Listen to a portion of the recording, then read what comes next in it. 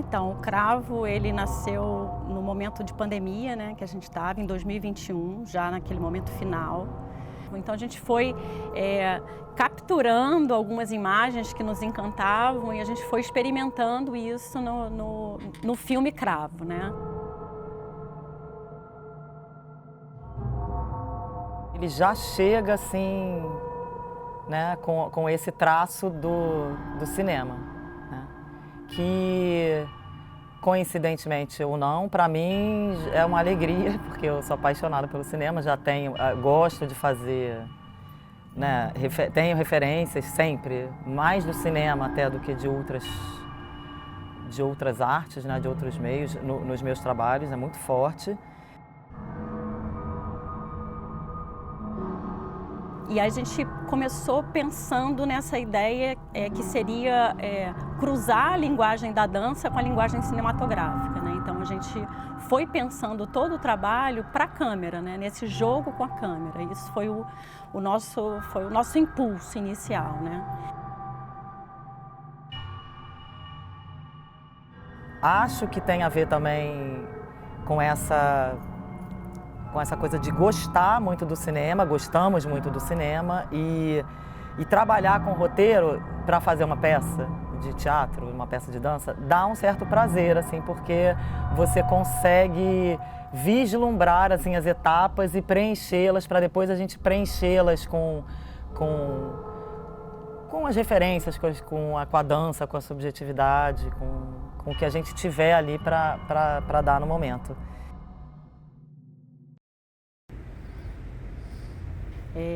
Ele vem já de uma parceria que eu e Laura iniciamos em 2020, né? Um desejo de trabalhar juntas. A gente se acompanha na dança há muitos anos, né? Desde a década de 90, né? Esse momento áureo aqui da dança contemporânea no Rio de Janeiro.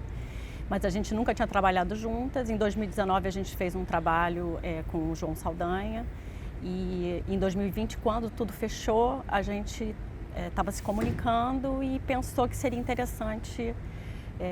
Tinha um desejo, né, de trabalhar juntas e aí a gente pensou que seria interessante a gente começar experimentando. A gente começou primeiro conversando online, né, e depois quando começou a abrir, mais ou menos no meio de 2020, a gente começou a se encontrar em casa e experimentar algumas coisas. A gente fez um primeiro curta com o edital da Funarte, que foi o Pássaro em Guia, que depois se transformou num espetáculo que a gente estreou no ano seguinte, em 2021 também, no início do ano, na Mostra Caixote, lá no UMAN, né, no Museu de Arte Moderna.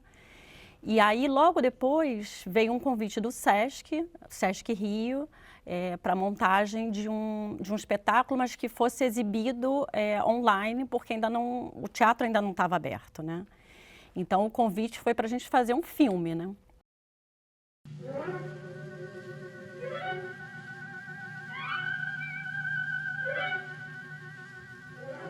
Então, logo que a gente chegou na sala, né, começou a pensar nesse roteiro, eu fui sugerindo alguns que eu estou chamando de ready-made, né? E a gente foi pegando assim, o que vinha, a figura dela, a minha figura, depois o avanço nosso, depois o refrão do poema.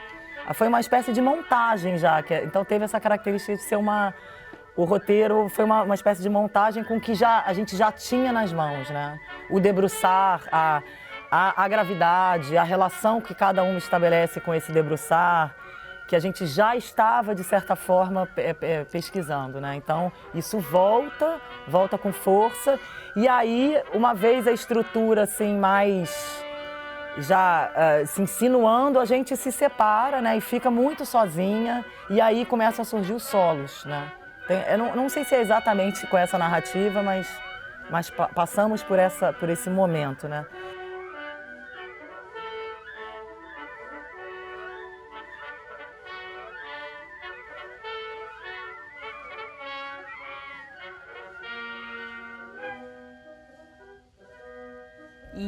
E a gente foi se inspirando também em alguns cineastas né, do cinema mais antigo, assim, a gente se inspirou num filme do Fassbinder, que a gente já estava pesquisando um pouco, a gente tinha visto As Lágrimas Amargas de Petra von Kahn, já no trabalho anterior a gente usou algumas inspirações dali, então a gente assistiu um outro filme dele, o Marta, um filme de 74, se eu não me engano, e tem uma cena no filme que é uma cena muito coreográfica, que a câmera gira junto com o movimento dos dois personagens, e a gente ficou numa pira de experimentar como é que seria fazer esse giro.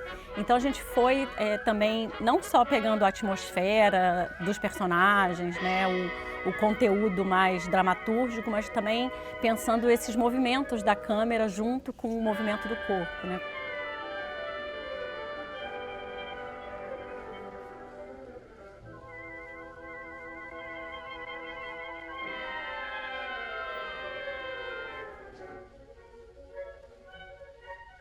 Um outro filme que nos inspirou bastante foi um filme do Polanski, um pouco mais antigo, de 65, chamado Repulsa ao Sexo, né, a tradução em português, com a Catherine Deneuve, um filme belíssimo, assim, PB. E, inclusive, uma parte da trilha sonora a gente utiliza agora no espetáculo do Cravo. A cena inicial do filme, que começa com o olho da Catherine, a gente usou no filme, né, no Cravo. Então a gente foi capturando algumas imagens que nos encantavam e a gente foi experimentando isso no filme Cravo, né?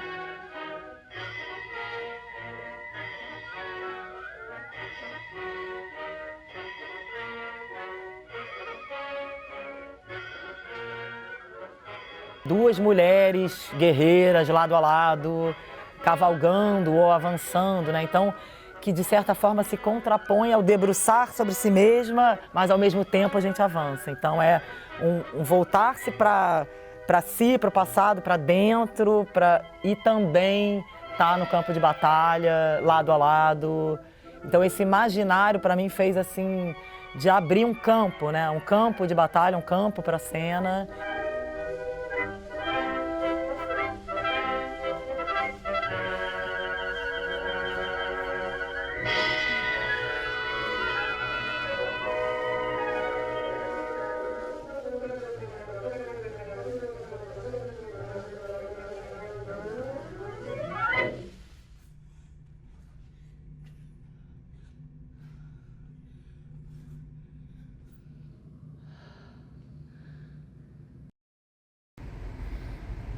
A gente estava lendo um conto do Edgar Allan Poe, O Corvo, que é um conto todo em refrões, né? Então essa ideia do refrão, da estrutura do refrão, nos inspirou a estrutura do Cravo, que ela é feita de refrões com pequenas inserções, né? Então a Cavalgada das Valquírias, ela dá partida a esse primeiro refrão, e depois ela reaparece, só que já desconstruída, e depois ela reaparece, né, uma terceira vez, né, num terceiro refrão, onde ela é totalmente distorcida, né? Eu acho que o Cravo, assim, ele tem algumas inspirações muito distintas e ele foi achando, né, um modo ali dentro desse filme, né?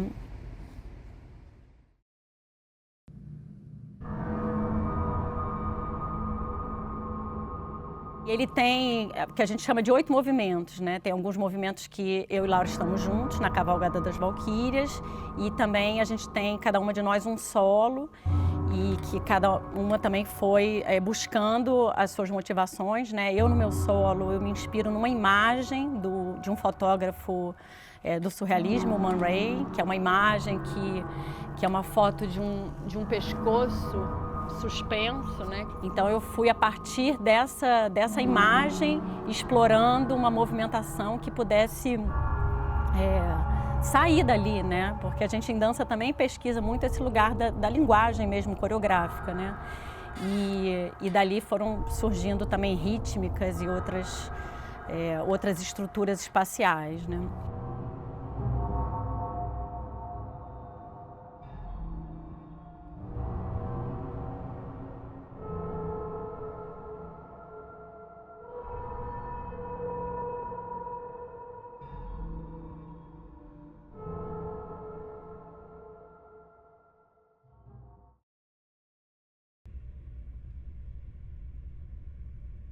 E eu me lembro que eu fiquei deitada, eu ficava horas deitada num quadrado, num retângulo de sol, porque a janela, naquela hora, batia sol e eu ficava com a cara emborcada ali.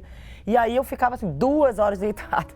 Me mexia, eu levantava, fazendo um trabalho muito minimal. Então, nesse momento que eu fiquei voltando, né, para o solo, que eu fiquei ali sozinha, e eu observava, eu sentia a Maria Alice flutuando pela sala, porque era mais, ela estava em pé e flutuava, assim, ela ocupava o espaço, né? E eu estava indo para um oposto ali, deitada no chão, com uma mobilidade muito pequena, né? E eu conversando com um grande amigo, ele me disse, parece que você está falando do Dias Felizes, do Beckett.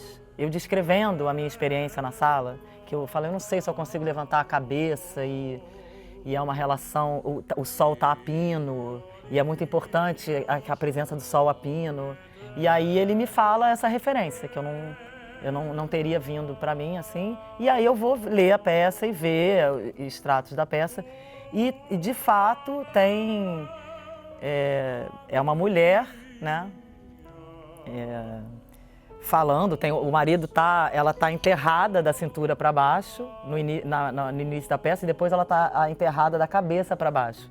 Então era totalmente pertinente assim a referência e eu fiquei inspirada naquilo, inclusive no texto dela. E esta música é a música que o Beckett usa na peça, que é o da Viúva Alegre, que se chama Lábios Silenciosos. Porém teu coração também não se escondeu, eterno delator, murmura assim, sou teu, mas não posso impedir a minha boca revelar que sempre te amei e vou te amar.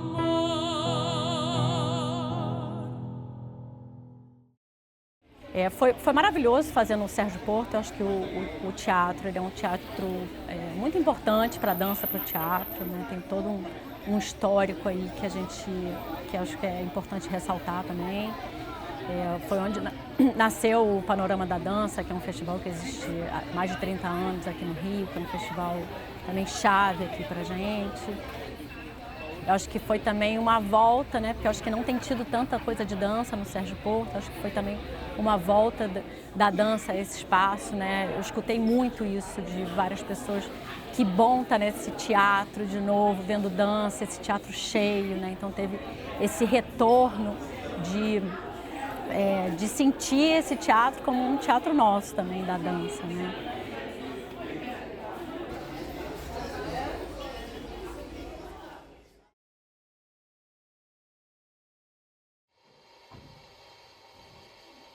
Então, acho que quando a gente começou a ensaiar, pensando que ele agora ia para a cena, alguns problemas surgem, né? Principalmente essa questão porque o corte resolve muita coisa, né? Então, como que a gente vai lidando com essa linha, né, que vai fluir, né? Primeiro que o cravo, ele tem uma exigência física enorme, né? Então, tinha essa coisa de ir até o fim, né? Do começo ao fim, sem parar, né? Isso é uma outra experiência, né? Física mesmo, né? Uma outra fisicalidade, uma outra atmosfera que se cria, né? Um outro ambiente.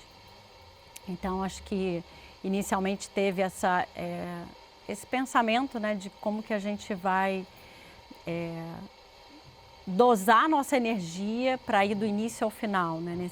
Nesse fluxo. Eu acho que esse foi um primeiro problema que a gente foi enfrentando e trabalhando para pensar esse todo, né? É outro encontro e, ao mesmo tempo, é um encontro mediado por alguma coisa tão sólida como aquele filme, né? Então, a gente tem aquilo. Tanto que a sensação que eu tenho é isso, que a gente, quando foi fazer a adaptação, falou, não dá para mudar nada. Porque é muito, muito forte o que está ali, não deu vontade de mudar muita coisa. Aí um segundo problema, eu acho que foi pensar como que a gente lidaria com esses cortes, né? O que era corte no filme, né? E inicialmente a gente recorreu a pensar que seria um blackout, né? A primeira ideia, né?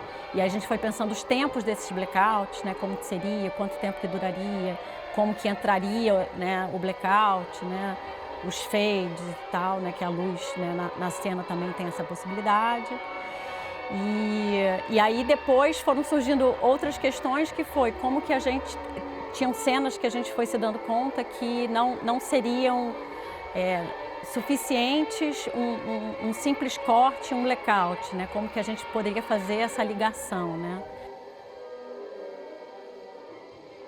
Vem essa liberdade de poder recriar e de precisar recriar a cada vez, né? A cada vez que a gente entra em cena. Por isso dá uma sensação e um desejo e um medo específicos da cena, né? Que você fala, e é mediado pela sua presença naquele dia, não tem jeito. O que você fez horas antes, o que você está pensando, o que você está sentindo, o que está acontecendo na sua vida, está tudo ali.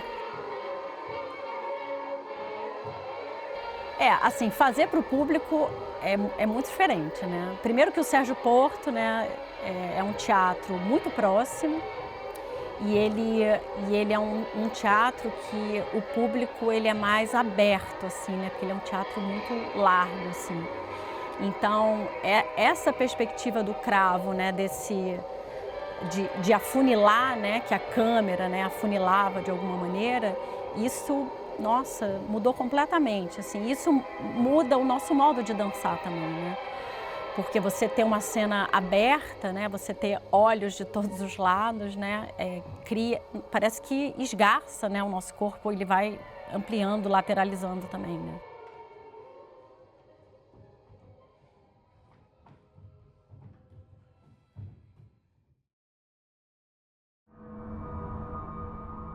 Eu acho que não é sobre, né? Eu acho que é difícil falar sobre o que é o trabalho, né? Eu acho que a gente... Como ele nasceu nesse lugar de inspirações, referências, eu acho que ele está se construindo, né? Sobre dança, sobre a cena, né, a performance, sobre o feminino experimentado de maneiras muito diferentes, né? E sobre esse arco do que a gente faz hoje, inclusive na dança, com coisas que foram feitas. E aí não somente na dança, mas também misturando as linguagens que é do cinema, do teatro, da literatura. E tem uma coisa interessante, né? Eu e a Laura, a gente tem a mesma idade, né? A gente dança há mais de 30 anos, né? E a gente quando a gente começou a se encontrar, a gente falava, a gente quer continuar dançando, a gente dança, a gente quer dançar.